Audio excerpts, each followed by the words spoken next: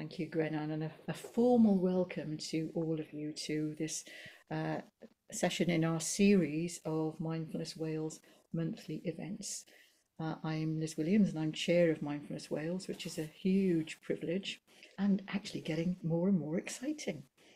Our vision, just to remind some of you who might not have been to any of our meetings before, our vision is to share mindfulness to help Wales become a more compassionate, kinder, fairer and more sustainable society. And while that fits Wales, I don't think there's anyone anywhere in the world who could not argue with that. And what we've done towards that so far, since we were set up as a charity in 2021, is to have these monthly events, which are sort of falling into a bit of a theme, really. We have lots of them which are about challenging and extending our own mindfulness interest and practice.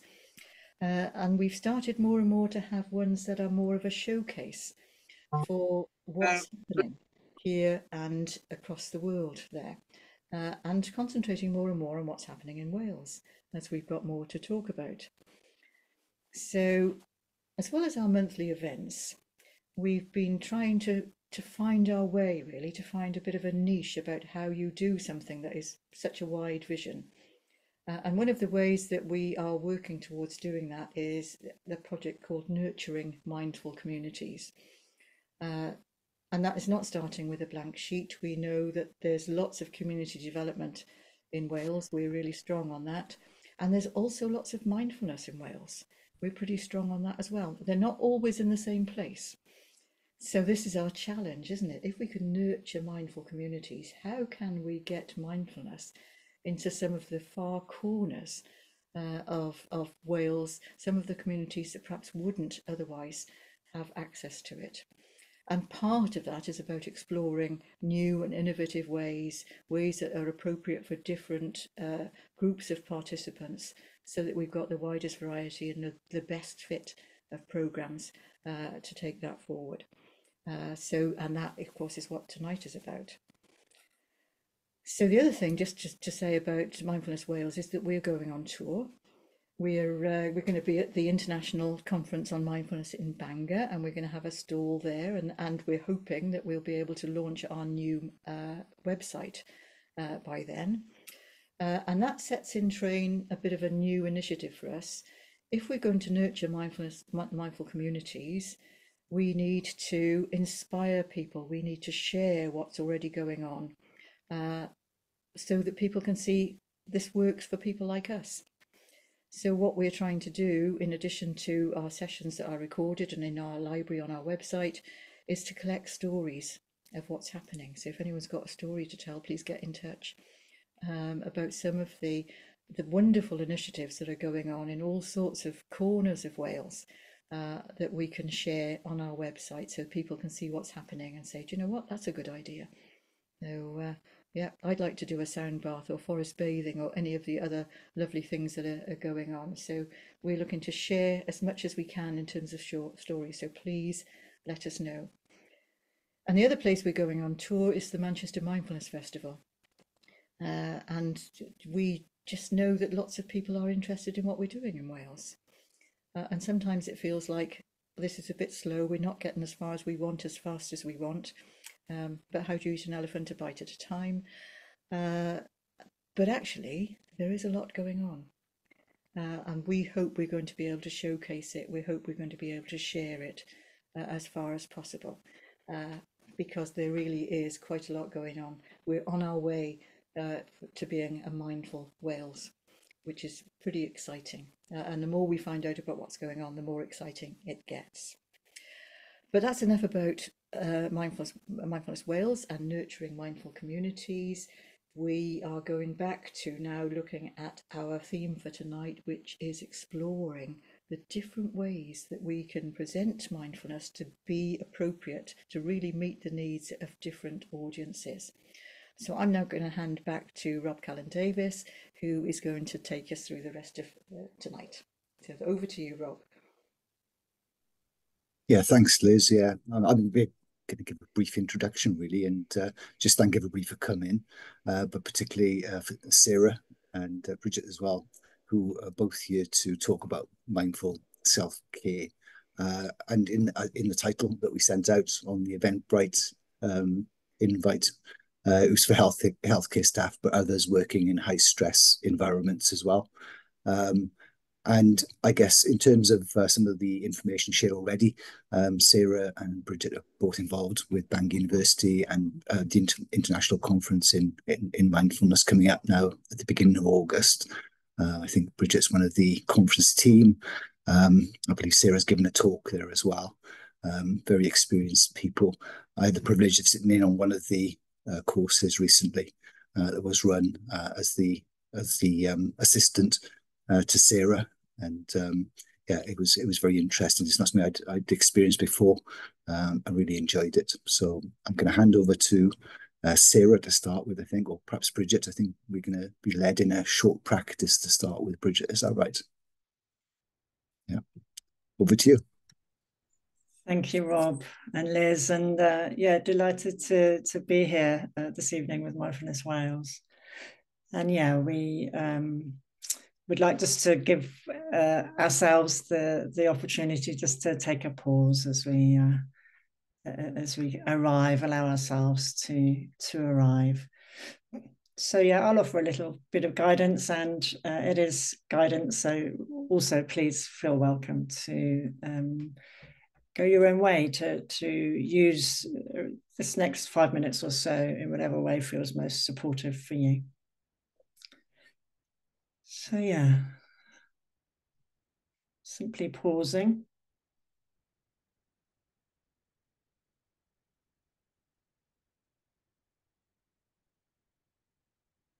And within the space of the pause,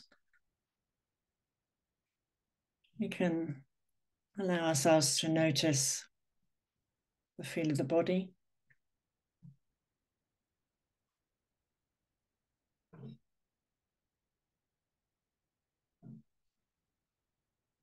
And in noticing the feel of the body, to find a position that offers some sense of comfort for the body,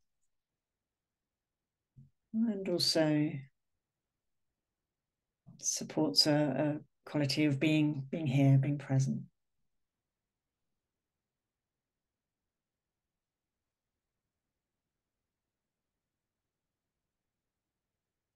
So perhaps sensing the feel of the sensations down in the feet, just as they are.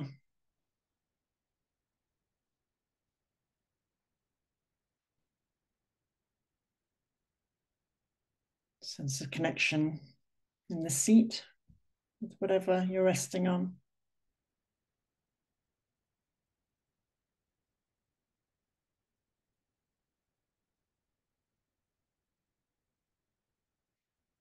And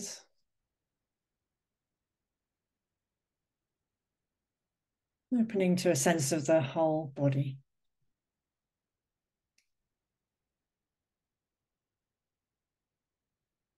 The kind of quality of light touch, allowing sensations to be just as they are, offering ourselves this opportunity to notice. Oh, it's like this right now.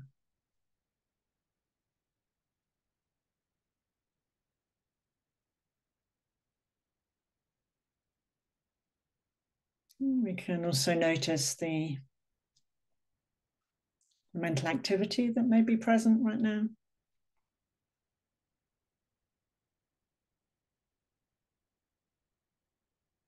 Maybe a busy mind or a sluggish mind.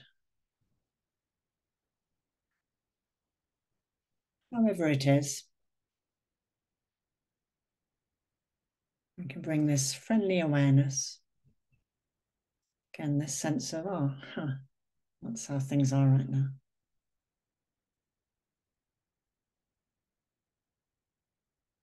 And any quality of mood, any particular feelings that are around.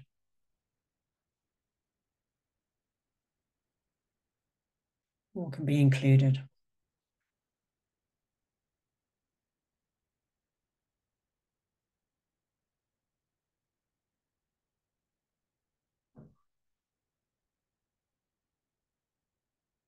Now,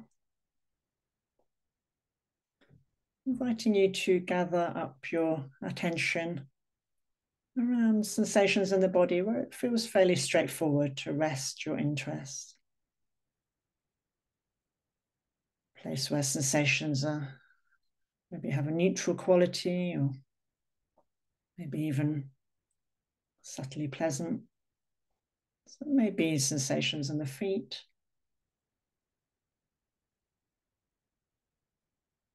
or the hands,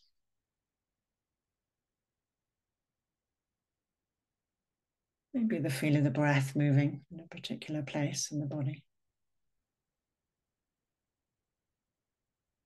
So seeing for you in this moment what might offer you a kind of anchor place to rest your attention, to be with the sensations.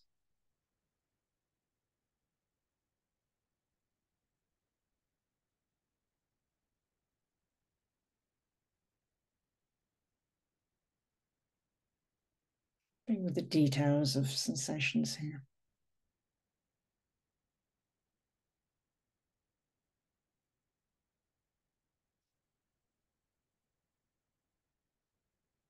And of course, our attention may well be drawn away.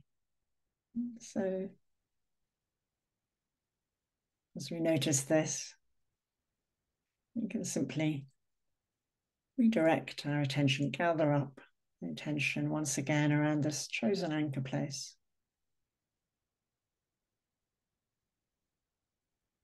Feel of sensations here right now.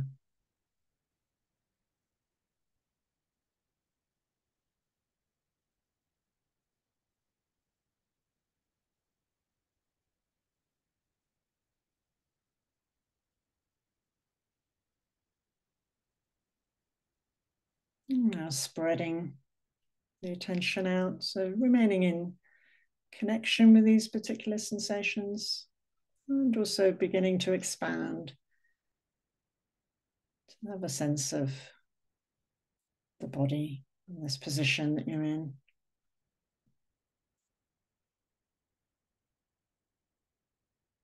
Sensations from the surface of the body.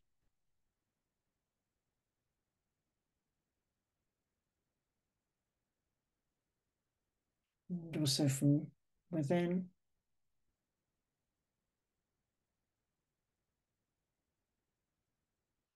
Sense of the whole body, breath moving within it.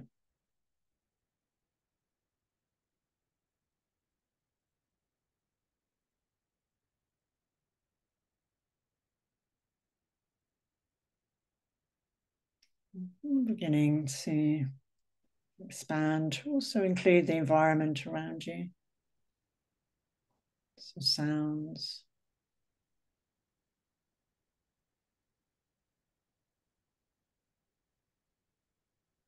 Feel of the temperature.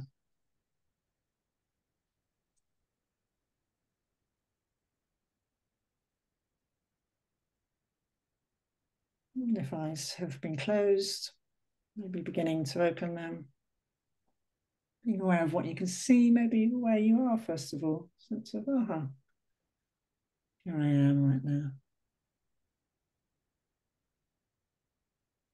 And then in our own time, we can also open to, here we are right now together in this online room. Here we are. So, delighted, as I say, to be here with you this evening. And I'm going to hand to Sarah now to share a bit about the Mindful Self-Care Programme. Thank you. Thank you so much, Bridgette. It's really lovely to have that opportunity just to be guided and have some time just to arrive together. And thank you to Rob and to Liz for your very warm welcome. And I had a really interesting response to being described as experienced because, I'm a new teacher in this curriculum, so it feels really important to say that at the beginning.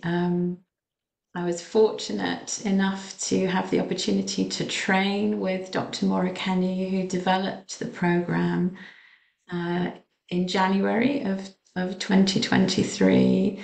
And I taught my first course in the autumn, and I've taught 3 more this year. So yeah, it's still very new for me, still kind of getting a feel for the curriculum, though I do feel very passionate about it. So it's actually really lovely to have a chance to come along and say a little bit about the programme.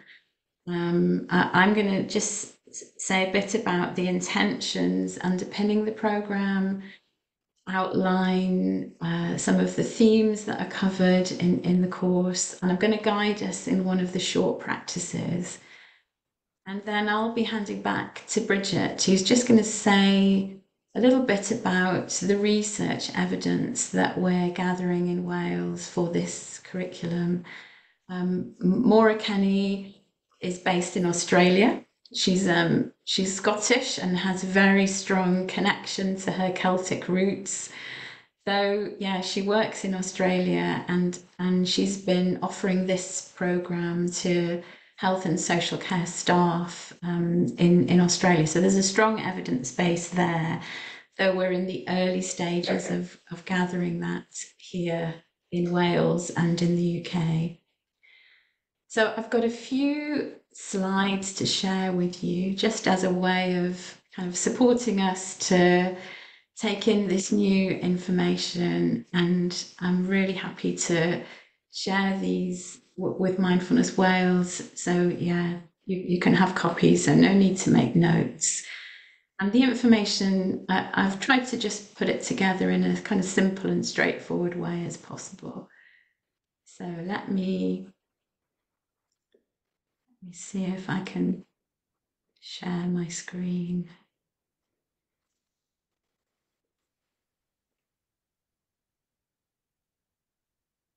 So hopefully you can see this. Is that all coming through okay? Yeah, brilliant, thank you. So let's maybe just start with exploring a bit, what is this curriculum, the Mindful Self-Care Programme, and what are its intentions? So it's a 6-week programme developed by Dr. Maura Kenny, as I was saying. And yeah, Maura's really passionate about making mindfulness accessible and available to people who are working in what we could think of as quite high intensity and stressful environments, where maybe there isn't a lot of time to commit to a longer course with longer practices. So this course has been written for healthcare professionals, and she's also adapted it for teachers. And it's really a synthesis of our kind of 2 curricula that we know very well, MBCT and MBSR. And Maura herself trained with Mark Williams in the really early days when MBCT was a newly developed program in the UK. And the course, the 6-week course, it's really tailored to the particular needs and challenges that staff working in health and social care settings are facing. And so, you know, just from my experience with the program, and also some of the work that I was doing before teaching this, there are some pretty strong themes around, and perhaps, you know, this won't be news to you, those of you who have a health and social care background. So staff coming, feeling undervalued, feeling that there's no choice, that they're often kind of placed in situations where it's not possible to make choices or to look after their own well-being, in a kind of general sense of feeling overwhelmed. So Maura's research has really shown that the program has made a difference to levels of burnout. And she's particularly interested in how the ways in which the experience of burnout, the kind of emotional exhaustion, impacts our thinking and our decision making, how the kind of sense of maybe a kind of quality of depersonalization or cynicism gets a bit picked up by some of the media and the kind of the dominant narratives around working in health and social care. And then the sort of sense of reduced personal efficacy and the pressure, the sort of internal pressure then that staff working in these very pressured systems are often experiencing. So the course is really tailored to this fast pace in health and social care, and really interested in how we can sort of end up just being on autopilot, so the whole of life begins to feel very speeded up.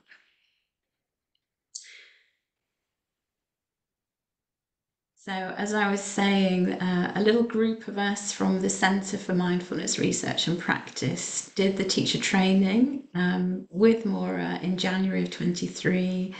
So I trained alongside colleagues, Christina Shannon. Oh, was somebody wanting to ask something? No, maybe not. And Phoebe Roman, and there are a few other teachers from other mindfulness centres in the UK, so from Nottingham, from the Tees, Esk and Wear Valleys mindfulness team, and also from Sussex Mindfulness Centre, so a little group of us.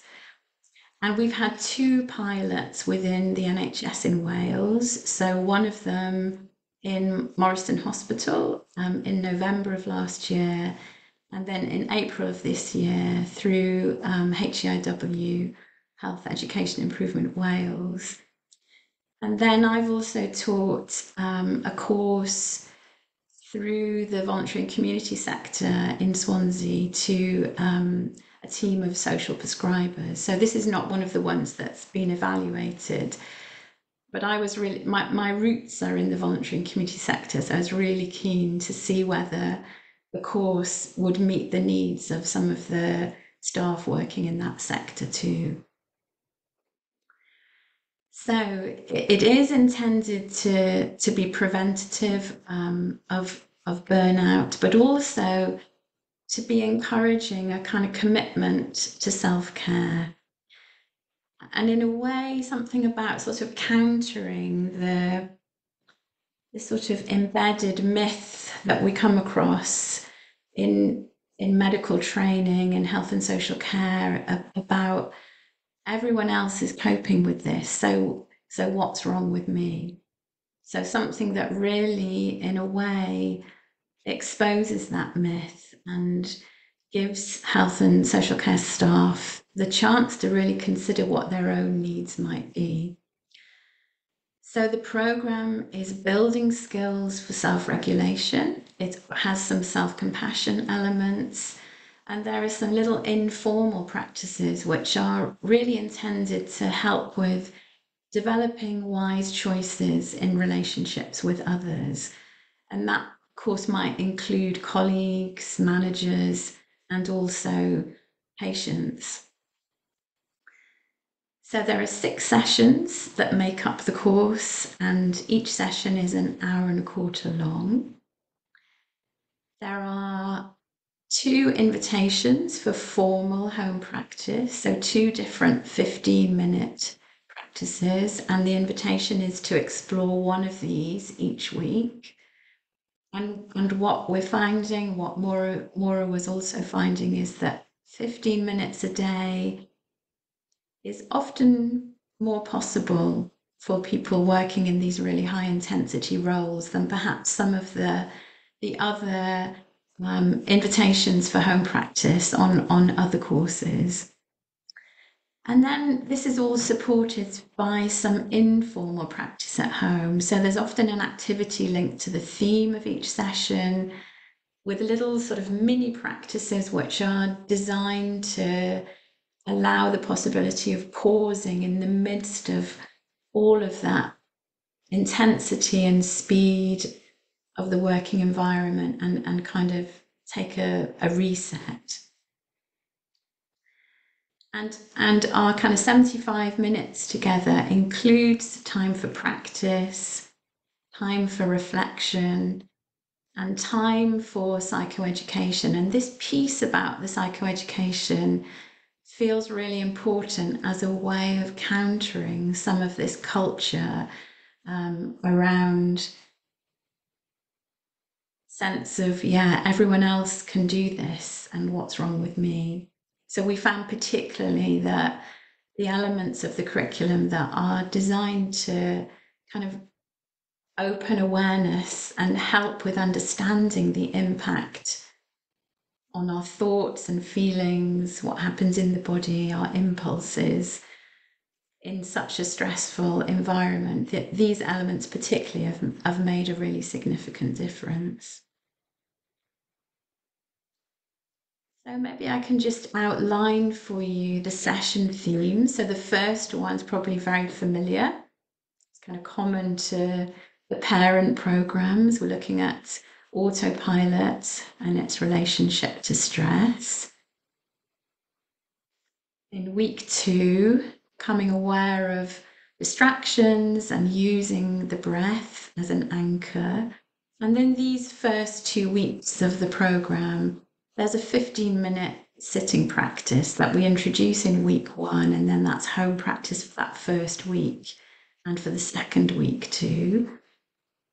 And then in week 3, the theme is looking after the body as a way to recalibrate.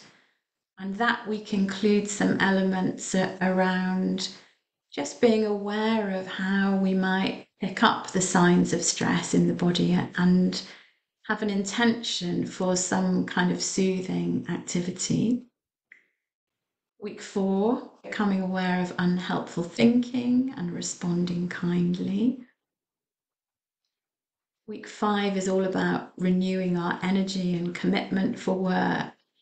And then week 6, a little bit of an overview and a kind of plan for how to take the learning forward, using what's been learned to care for ourselves.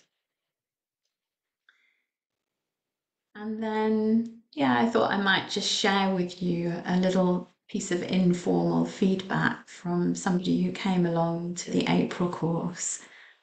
And this person spoke about really making that commitment to formal practice, but also finding that there was the possibility of connecting in with mindfulness, with mindful awareness, in pretty much all the activities of the day, and this becoming something that was really woven into this person's life. And then, seeing how it was possible to notice more, maybe to slow down a little bit, and to choose how to respond. And I was really encouraged by this. It's a real short little reflection on the course that a participant sent to me in an email. So it feels like even this, what we might think of as quite low dose of mindfulness, has had some really interesting learning opportunities for this person and offered some transformation. So having been someone who's been very committed to the 8-week course over the years, it's really encouraging to just hear that response. So I'm going to stop the share just there, because that feels like quite a lot of me talking. And I wondered if we might like to just share together one of the practices from the course. So I'm going to be offering some invitations to practice. And of course, they're invitations, so really remembering to make choices and listen into your body, knowing, it's absolutely fine to to adapt what I'm offering, to pause, to imagine. So really feeling able that to choose and to respond to what's going on for you in your body in whatever way is best. So this practice that I'm going to share with you is a week 3 practice, and it involves both some movement and some stillness. So just for you to know, that's where we're headed. I'm going to come to standing to guide the practice. You can easily experience it from a seated position. So yeah, maybe just that's the first place of choice. Oh, how's my body? Is sitting what's needed? And if that's how it is, then just following on as best you can and adapting the movements. And if you're wanting to come to stand, then maybe just intentionally noticing moving the body into a standing posture.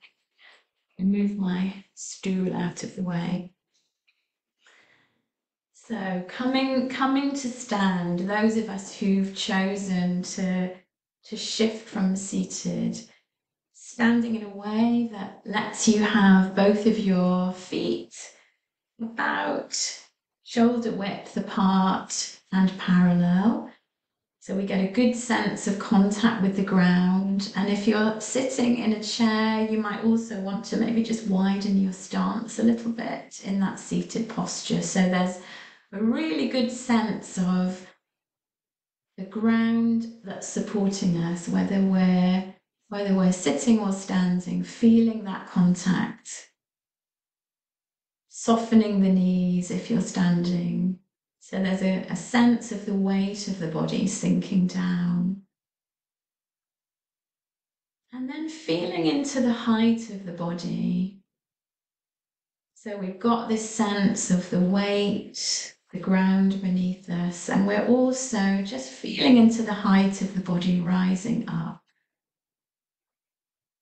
And we might just notice, even as we're in stillness, all sorts of little movements happening in the body as we're standing, as we're sitting. Maybe including just being aware of the breath moving in the body, if that feels appropriate and okay for you.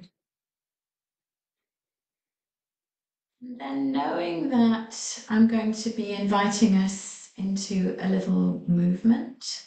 If you're standing, you might want to just soften your knees a little bit. And then as you're breathing in, drawing the arms up so that they become parallel with the ground in a kind of T shape, palms facing down. And then pausing in this position and just noticing what's happening in the body. Maybe particular sensations are calling on your attention. Little places that might be beginning to tingle, or maybe there's a sense of pulsing, perhaps even a little bit of an ache somewhere in the muscles of the arms. So just seeing how it is to notice and be with those sensations without needing to do anything. And then when you're ready, just allowing the arms to just gently come back down to the side, so that now they're, again, just arms softly at the sides of the body. And just noticing, tuning into what's here now. And then I'm going to be inviting us to repeat that movement. So again, just gently breathing in if that feels right for you, lifting the arms out to the sides. And this time turning the palms of the hands upwards, so facing the ceiling. And then if it's okay for your body, just gently drawing the arms up so that the palms come to face each other.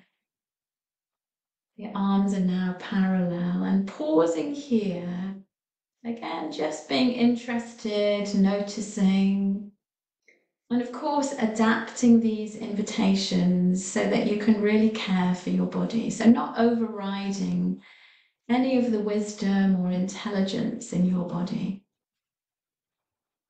Noticing how it is to be in this position. And then if you'd like to, just opening up the stretch a little more by just extending the left hand a little. You might notice that the right heel just comes up off the floor. So we're just reaching up to get something from a shelf. It's just a little bit beyond our reach. Exploring the sensations that come, and then allowing the heel to come back to the floor and drawing the left hand back down so that it's level again with the right. And we're just going to repeat that on the other side. So now the right hand reaching up, left heel peels up off the floor. Oh yeah, just noticing what's happening as we're exploring this movement. Maybe just seeing how it is perhaps to hang out with a little sense of discomfort without needing to do anything. And then gradually easing back down so that the hands are now parallel, the heels back on the floor. And then slowly and gently allowing the arms to release and to come back down so that they're just resting again parallel with the body and sensing into the sensations that are here just now after that little exploration of opening muscles and joints through the shoulders, through the torso. And then inviting a little movement through the shoulders. So if this feels okay, drawing the shoulders up to the earlobes and rolling them backwards so that the chest is just opening a little bit.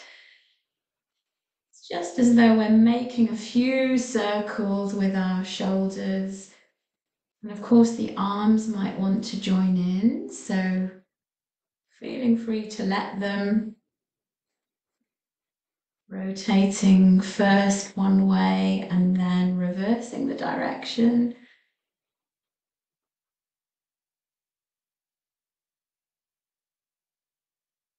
Noticing how it is to just invite this movement through the shoulders, this place in the body that is often holding so much tension.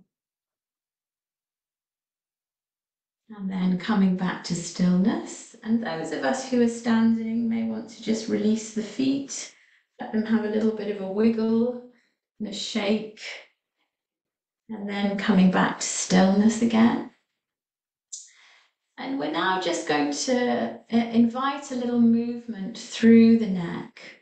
So imagining that you have a paintbrush on the end of your nose, and we're just going to turn to the left, and then with that paintbrush, just painting a semicircle.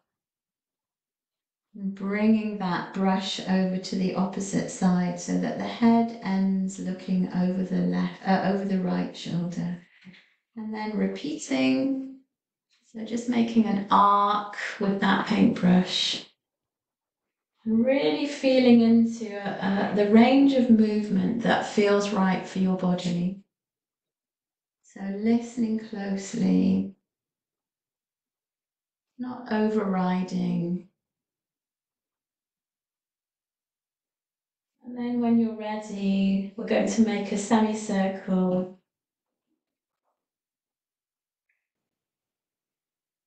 So this time, the paintbrush kind of dips down, semicircle, like the bottom of the circle now. Maybe just noticing what's different with this movement through the neck. But always taking care.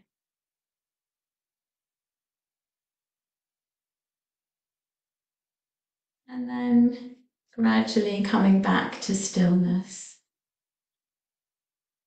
pausing and noticing. And then for those of us who are standing, I'm going to invite us to come back to our sitting position. So bringing that same quality of attending to the body in motion as we were in the formal practice to this little informal practice of coming back to our seats. So settling in, so feeling the contact of the body with what you're sitting on, sensing again contact with the ground.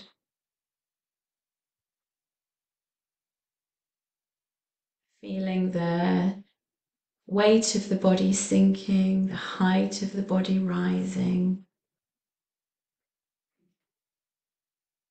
And then choosing whether you'd like to have your eyes open or closed, just for the next part of this practice.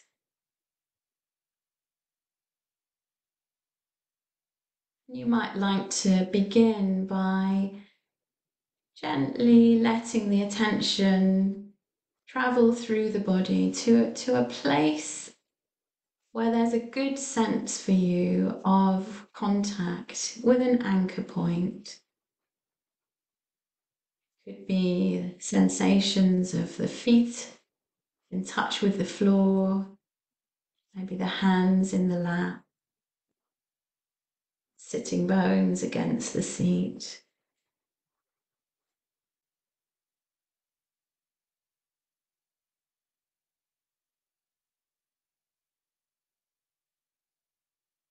And having connected with this one anchor point, inviting the attention now to very gently scan through the body. So starting with the head, coming down through the neck and the shoulders, the arms and the hands, through the torso, pelvis, sitting bones, the legs, right the way down to the feet. And as you're gently scanning through the body in this way, noticing any places that feel perhaps a little tender or constricted, maybe a quality of tension somewhere in the muscles.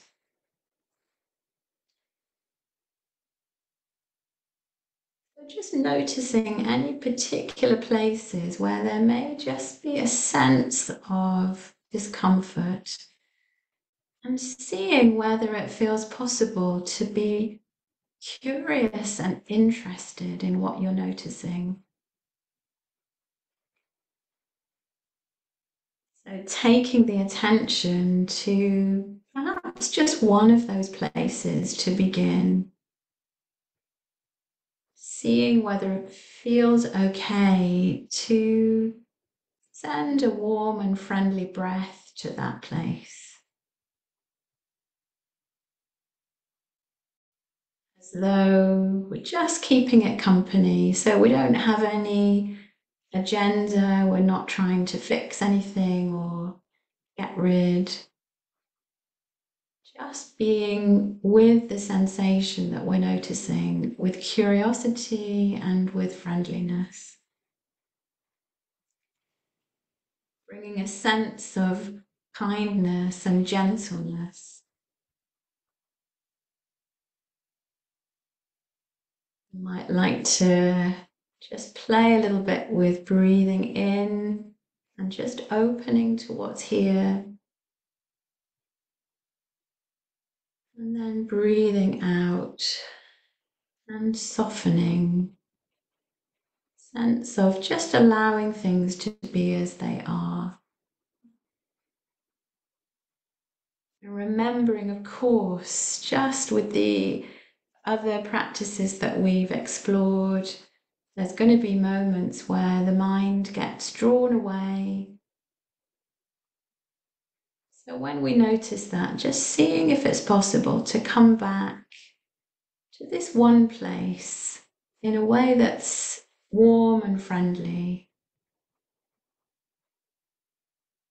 And if there's anything about that invitation that doesn't feel quite right for you, knowing that it would be fine to settle the attention back at the anchor point.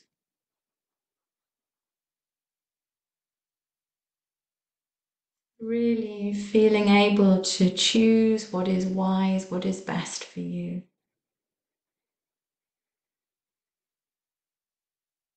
So being with our experience, moment by moment, in this spirit of friendliness, curiosity, and interest.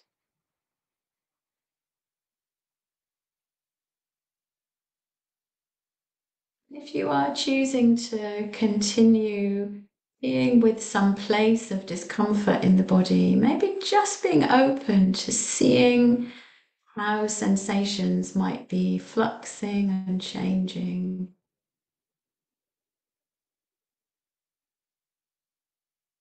Being really interested in what's here in the body. Seeing how it is to be with this without needing to get caught up in problem solving or working anything out.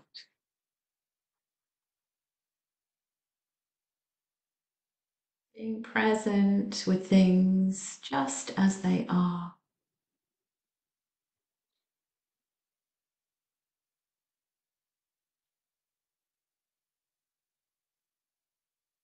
And then knowing that we're just gently coming towards the ending of this time of practice.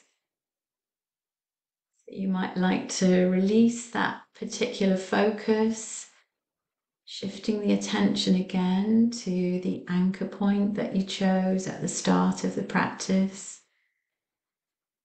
Getting a sense of that contact, ground, seat, hands,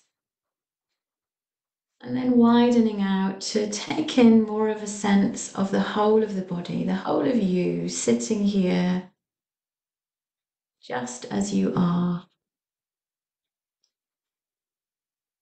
And trusting that however your experience of the practice has been, spending this short time with yourself in this way, taking care of yourself in this way, is a real investment in your own well-being. And trusting that these attitudes we've been exploring of gentleness and kindness, that these will come along with you, keeping you company as you move into whatever's coming next. So after a little time of sitting, you might want to invite some movement into the body again, maybe letting the fingers have a wriggle, allowing the toes to move. You might want to invite the arms to have another bit of a stretch. Allowing the eyes to just gently open, maybe taking in something of your surroundings, colours and shapes, objects in the space.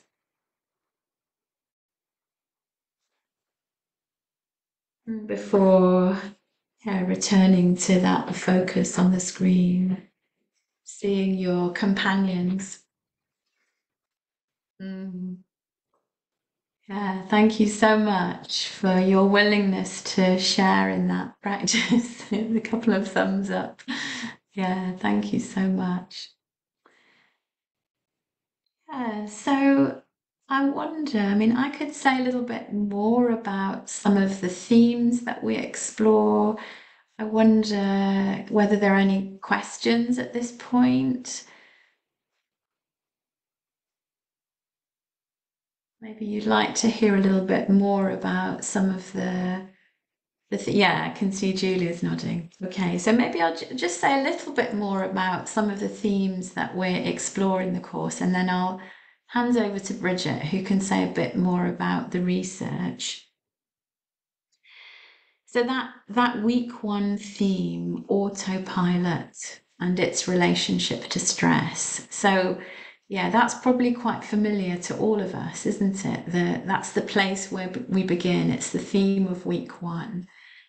And what's particularly important for this program is something about really acknowledging the fast pace of a health and social care environment, and how, then working fast is important and it's really necessary. And so we're wanting to really normalize that, and then also kind of open up some awareness to how that sort of being switched on and moving fast can get a bit stuck, and it can then follow us into day-to-day life. So, and this sort of links in a little bit with the way in which health and social care staff get really good at kind of overriding the information from the body, not really noticing that stress is building up. So we have a look at a little bit of psychoeducation around the difference between acute and chronic stress, and what happens in our thinking when we're experiencing stress in a chronic way. So there's a 15-minute sitting practice. We also do the raise and practice in that first session, and then mindfulness of a routine activity. So very similar to week 1, except all of this is happening in an hour and a quarter. So there's something about the kind of pace of the delivery of the course, which is also quite swift. So we don't have a lot of time for inquiry, particularly in weeks 1 and 2 after a practice. It's maybe more a little bit of a general reflection around what people noticed. And then in week 2, becoming aware of distractions and finding an anchor point in the body to come back to. So this is our opportunity to kind of open up the sort of bundle of experience, thoughts, feelings, sensations in the body, impulses, that we know as the sort of territory a bit of week 2 in MBCT particularly. The group are asked to take a little pause and imagine the experience of running late for a meeting. So we might just want to have a little bit of a pause right now and maybe just try that on. So yeah, perhaps feeling your feet on the floor, and then just letting your imagination take you to running late for a meeting. And maybe just noticing, what happens in the thinking, what's the sort of feeling that's around, what are we noticing in the body, what are the sort of impulses, and then letting that just fade into the background and returning again to that sense of what's supporting us just now, the feeling of the feet on the floor, contact to the body and the seat. Yeah, and you might want to say something about what you noticed, just with that little reflection around what's probably a very familiar experience for each one of us here, whether or not we work in health and social care. So feel free, if you want to put something in the chat, maybe something that you noticed, just as you let your imagination take you to that experience. And if it's easier to just come off mute and say what you noticed, feel able to do that too. Yeah, so awareness of tightening in the chest, somebody's sharing.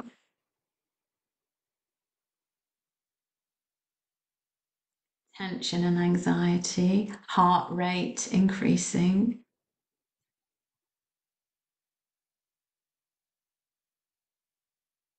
short breaths. Yeah. So all really perhaps familiar signs of physical signs of being under pressure. I wonder whether anyone noticed anything happening in their thinking. So yeah, what was going on with thoughts when you let your imagination take you to this experience?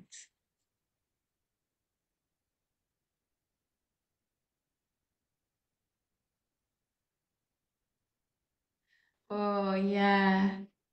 Should I focus on the meeting or whether to let it go, worrying about making a mistake, feeling guilty, someone saying they can just wait, rushing thoughts, yeah, thinking rapidly, trying to think of a plausible excuse, the mind being really busy.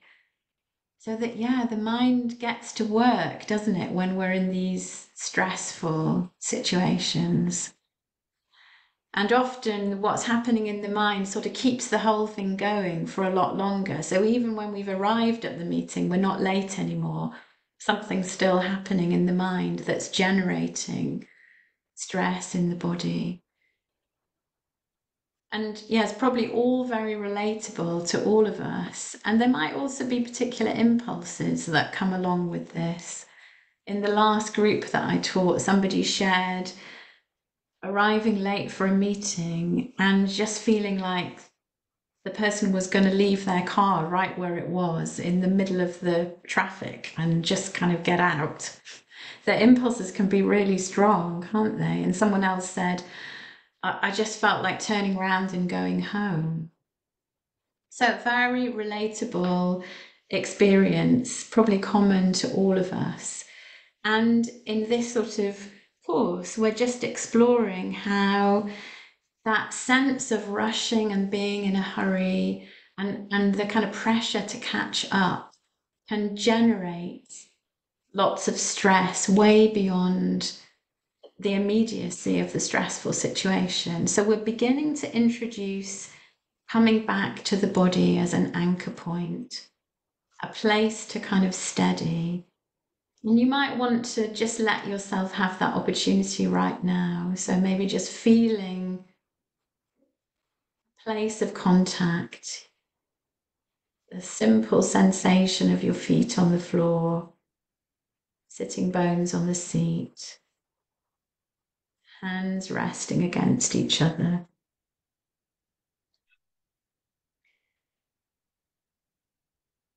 And so kind of coming back to just sketching out the course, another 15 minutes of home practice, mindfulness of breath and body.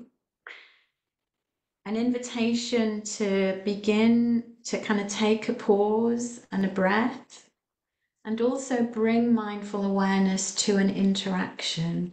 And this can be an interaction in the workplace, or it can be an interaction at home.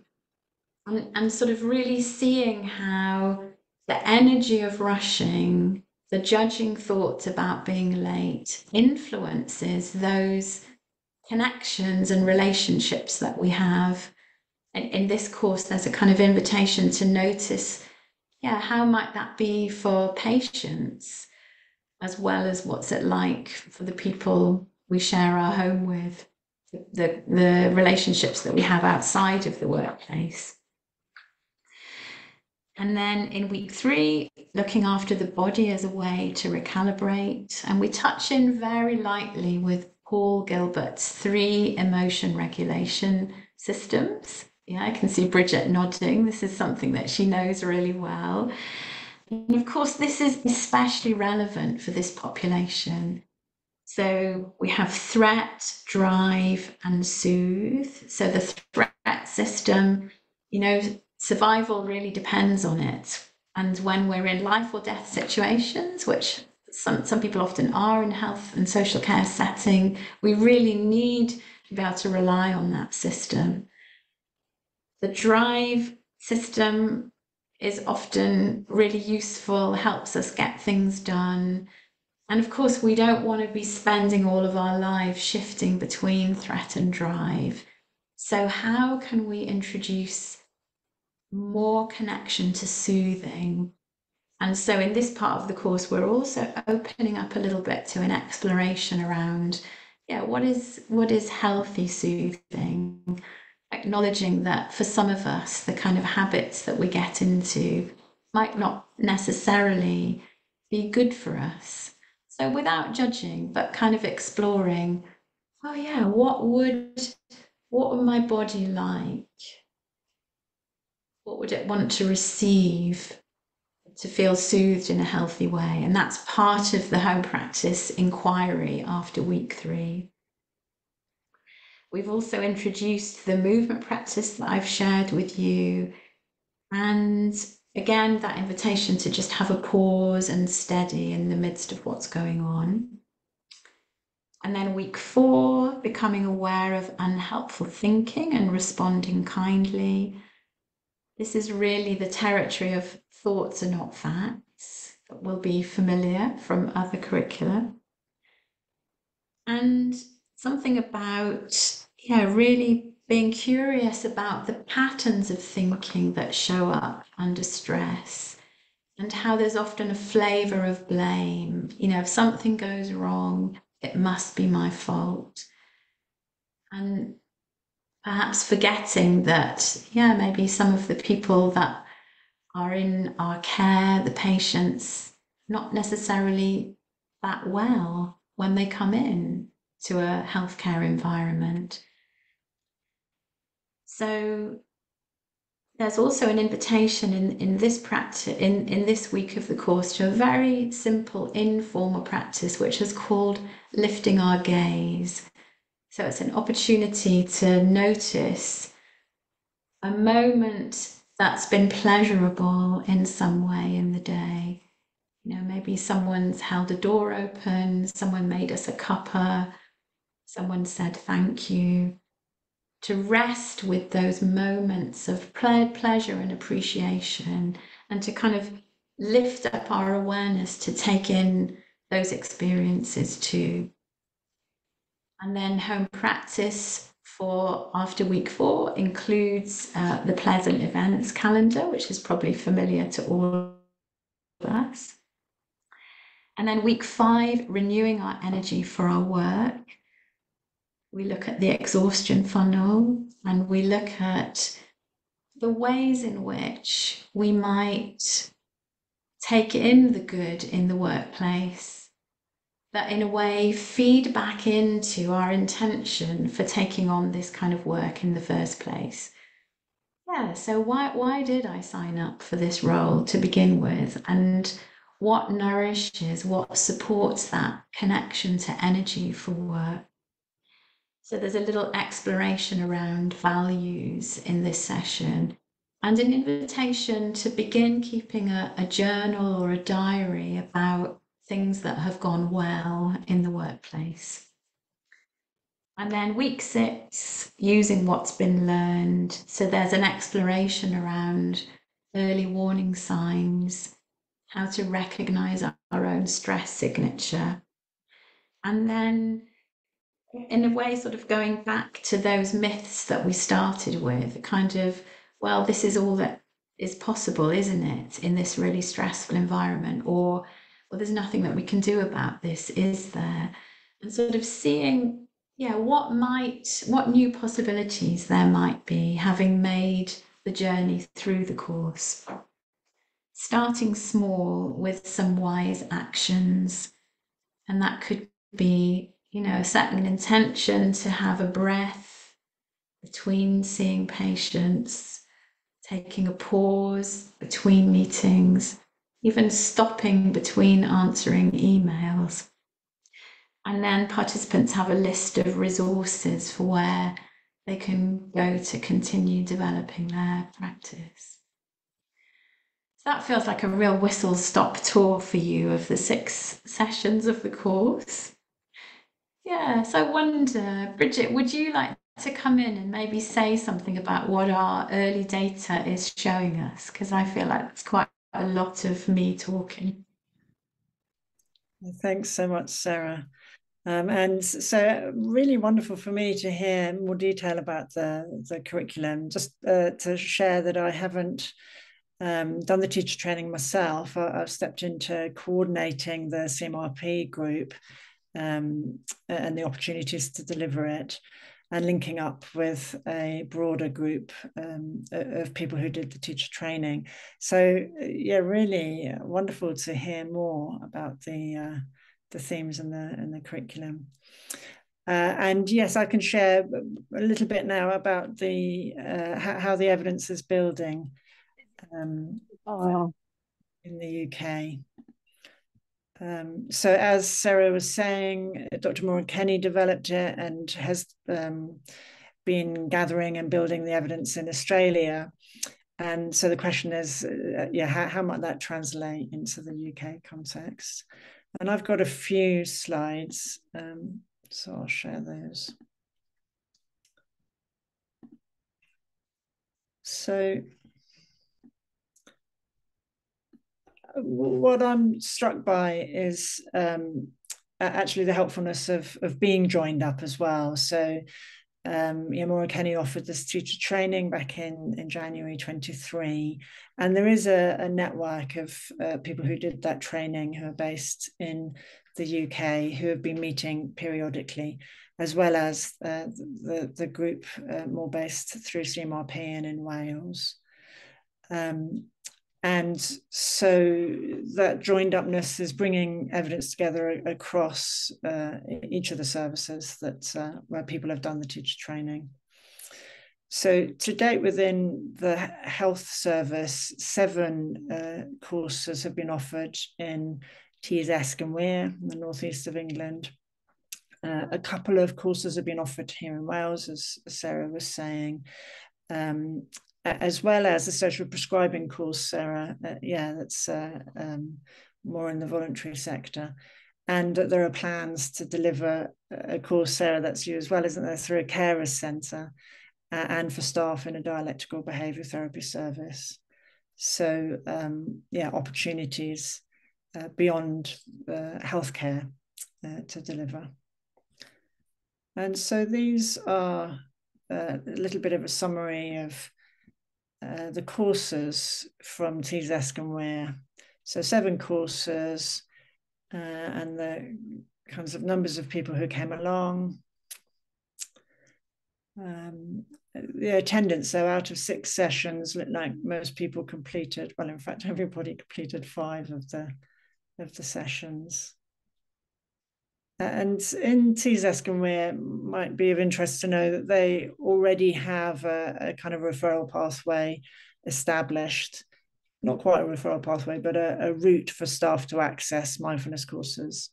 And so they've added in MSCP into their offerings and have offered 7 of these courses so far. And so in terms of the outcomes,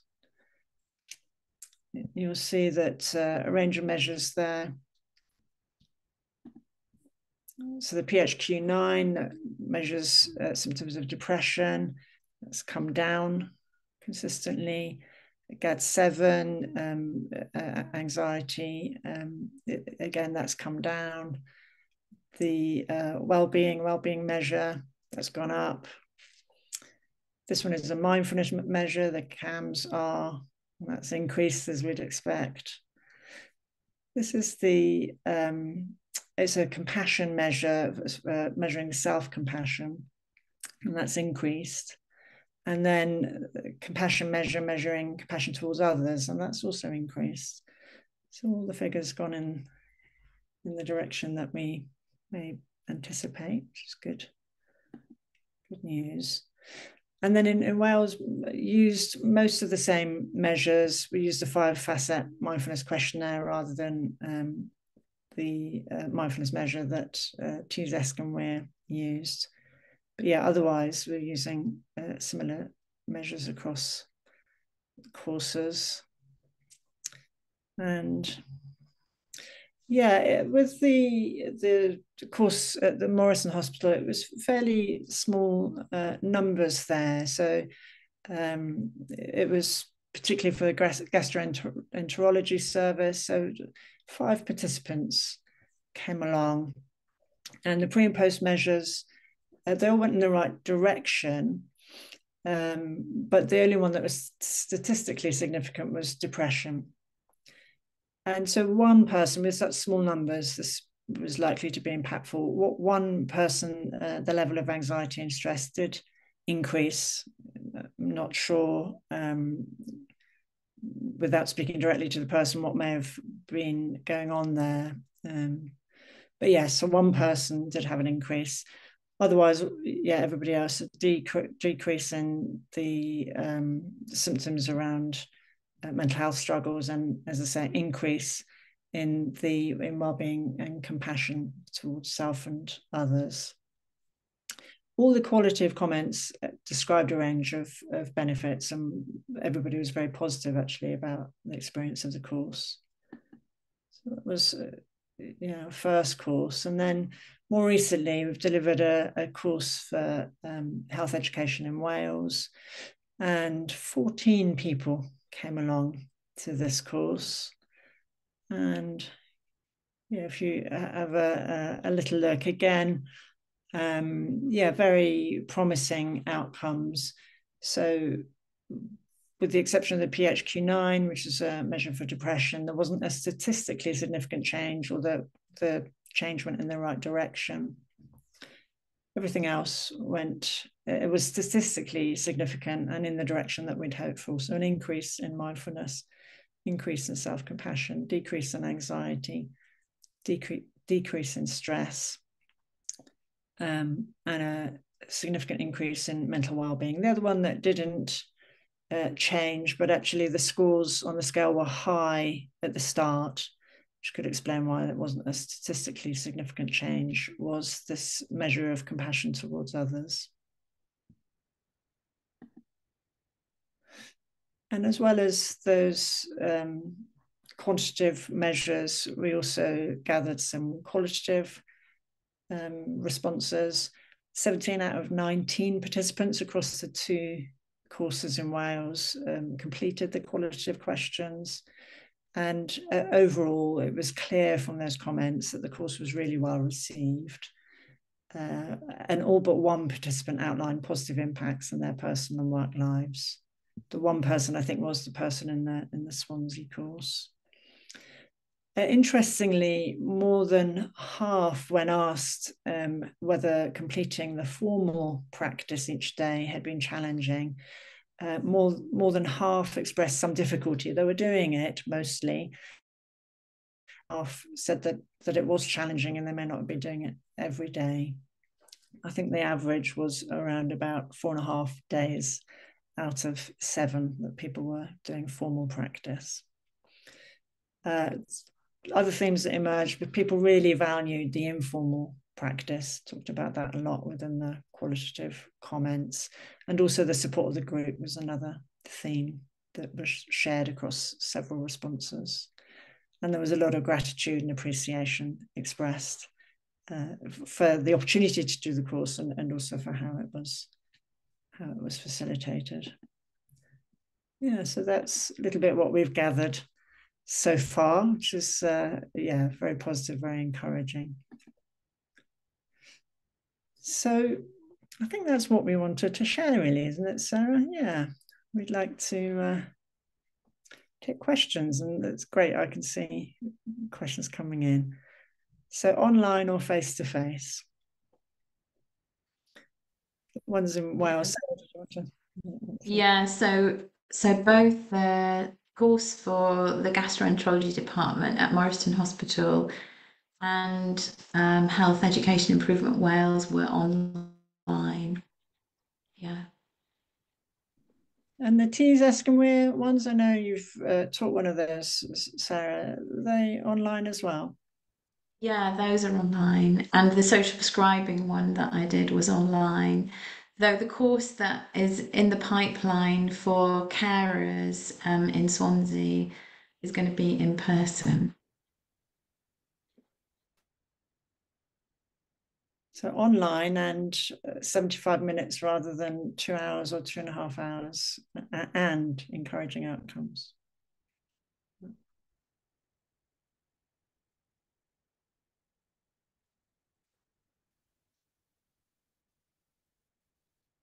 There was a strong sense of community in both of the courses that I taught in Wales.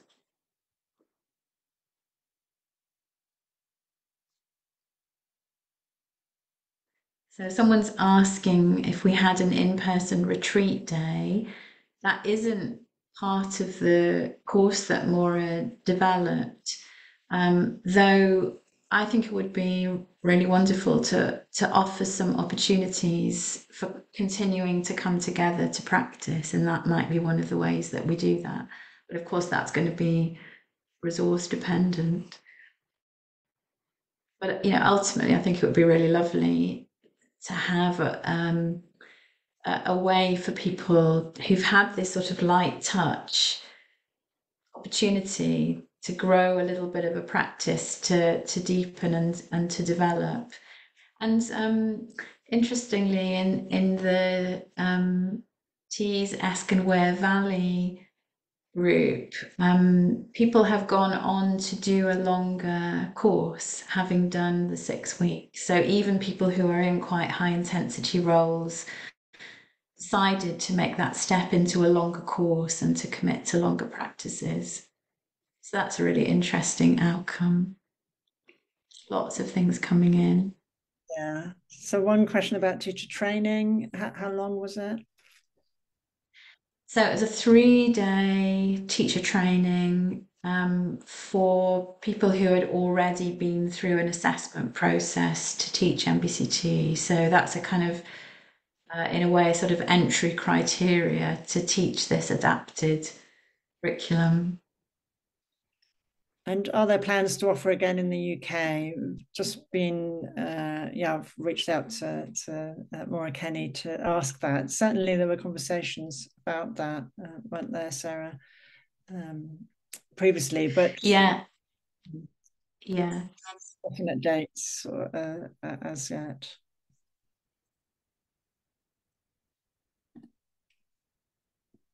And then someone's asking about how did we get engagement from the organisations and did they fund the courses? So course in Morrison Hospital for the gastroenterology team, we were really fortunate to have a senior staff member, Dr. Umakant Dave, some of you might know, who managed to get some funding so that it was possible for the staff to come along and take part in the course. And then HEIW funded the course for their staff.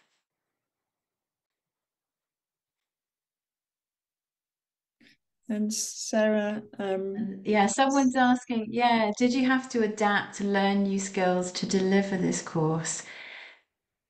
I would say yes, because, after 12, 13 years of teaching MBCT, I had to really kind of unlearn some of the ways in which I might invite exploration after a practice so that we weren't going too much into inquiry. And also, to get used to delivering in an hour and 15 minutes and still kind of have a sense of spaciousness in the session. Yeah. So definitely still feel like a beginner.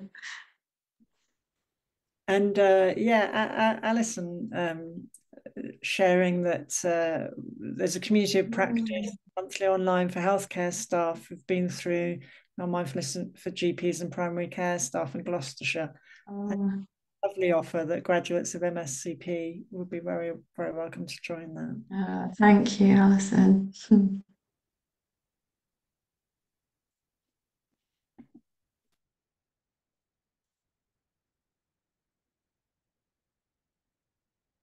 Other questions or comments?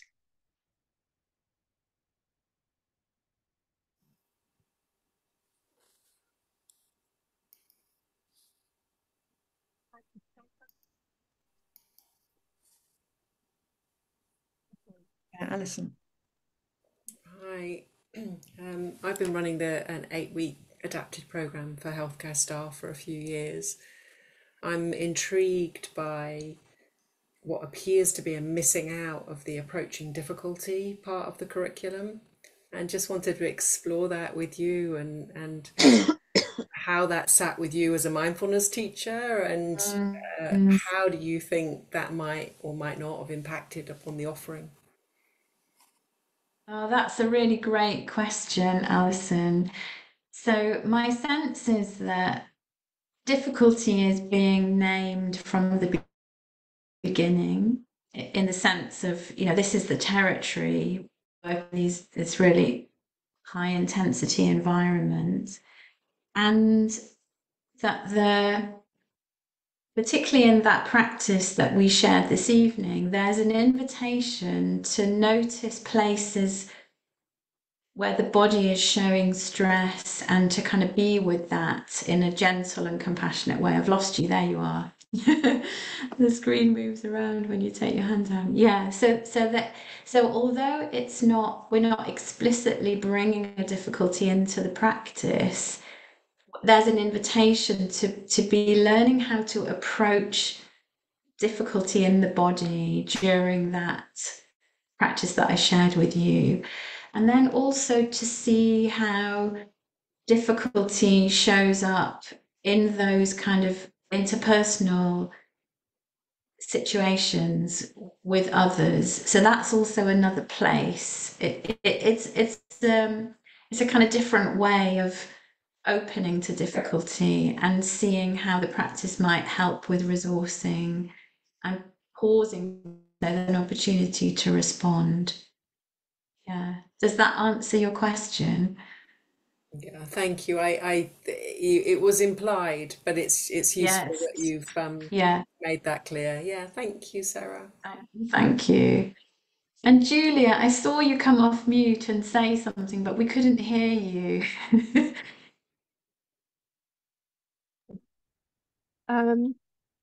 Well, I guess partly moved, it's so lovely to see you, see you both, Bridget and Sarah. But I guess I was just, I think behind my question about skills was when you led that practice, there really seemed to be, in some ways, it's really known territory for mindfulness teaching guides in that way. But also, I don't know, I just felt that there was quite a lot of subtlety there that would actually work really well for busy healthcare staff, thinking about my own workplace and my colleagues. So it's not really a question, I guess, but just kind of really interested in this, and that it that trying finding a way to support people who are in that quite adrenalized mode to kind of contact a mindfulness mode. It's sort of quite a challenging shift, and and I felt that practice was really doing that for me. I guess that was my kind of interest in how this kind of subtlety of this adaptation, I suppose. Yeah. Oh, thank you for your feedback, Julia. Yeah. And it's kind of interesting when we did the training, Maura was really kind of sharing her process around how she came to choose the practices in the way that she did. And she's really interested in whether we as teachers feel that that's the practice that should come first. So that there's in a way, it's like if you come kind of hurtling from all of that busyness to come to a sitting practice for 12, 13, 14 minutes can feel like a huge ask. Whereas those simple movements, particularly focusing on where we might historically hold tension in the body, is just kind of a gentler, it's like sort of gradually coming to a stop. Yeah. So yeah, thank you.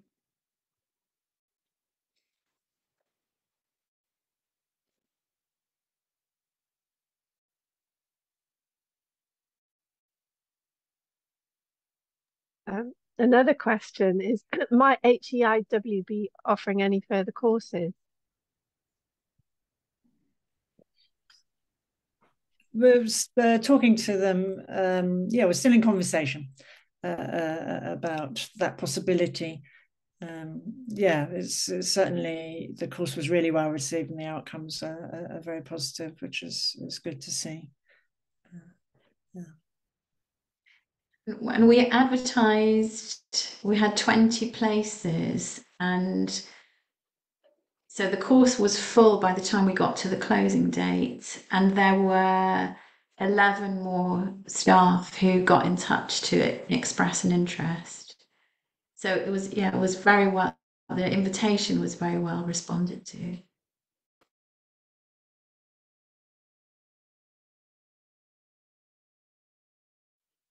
And Alison, I don't know if you've seen, there's a message in the chat which is for you. Somebody would really like to connect with you, so hopefully you've seen that.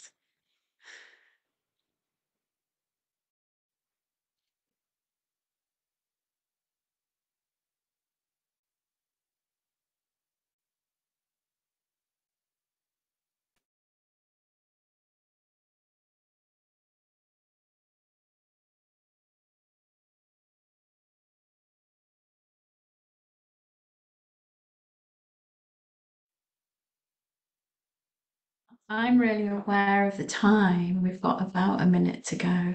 And you might be all feeling quite full up. I feel like we've shared quite a lot of information with you. But very happy to, answer questions, or if there's more things that you would like to know about, I can put my contact details in the chat.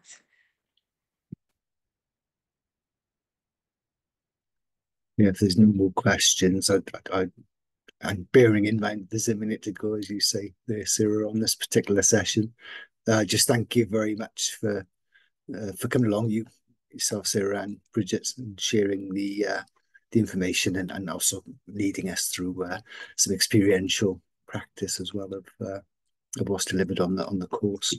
And thanks everybody else for coming along. We have recorded the session, and we usually share that. It happens quite quickly normally, as I remember. Liz, unless I've done it, and then it takes a bit longer. And then I think also I think there was a message in the chat there about joining their mailing list as well, which Liz had put in. And if you've not already done so, it's a great way of just staying in touch with what we're offering, upcoming events, and what we're doing with our website as well, and our tour that Liz mentioned earlier. I don't know if there's anything else you'd like to add, Liz, before we close. Just a huge thank you for this contribution to these often quite subtle but significant adaptations, and the more ways in which we can consider how we best meet people where they are. I think that is so important. So I'm going away fired up with this is another important addition to our consideration of different ways there, and a really important addition to our library for Mindfulness Wales on our YouTube channel. I'm sure we'll get lots of repeats there, and I'm sure there'll be some activity for us to take forward. And it's just so lovely to share this with all of you, and please keep us informed. And if you've got a story to tell, if you're doing anything related to mindfulness, either related to this or to any other aspect of mindfulness that you think would make a good story to inspire others, please let us know so we can put it on our new website. So thanks everybody, and thanks especially to Sarah and Bridgette for taking us through that, and just really the practices and just that experience and understanding. Magic. Thank you very much. Thanks everybody. So go